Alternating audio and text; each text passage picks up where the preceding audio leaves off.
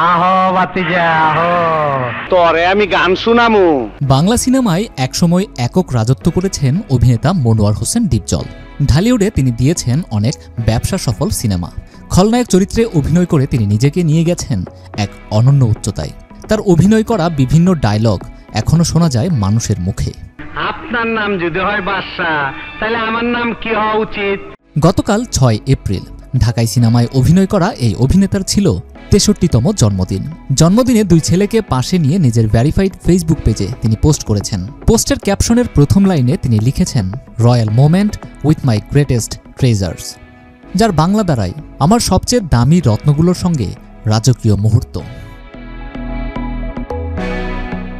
এই বিশেষ দিনে 2 ছেলের উপস্থিতি ও ভালোবাসা নিয়ে তিনি আরও লিখেন, আজকের দিনটা শুধু আমার নয়, আমার 2 রাজপুত্রের ভালোবাসা আর উপস্থিতি এই জন্মদিনকে করে তুলেছে জীবনের সবচেয়ে গ্ল্যামারাস মুহূর্তগুলোর একটি। নিজের বাবার জন্মদিনে সাদমান শমিক তার ফেসবুক পেজে পুরনো ছবি পোস্ট করে ক্যাপশনে লিখেছেন, যিনি আমাকে সবকিছু শিখিয়েছেন, জীবনের প্রতিটি পদক্ষেপে পাশে থেকেছেন, সেই মহান মানুষটির প্রতি শ্রদ্ধা ও ভালোবাসা।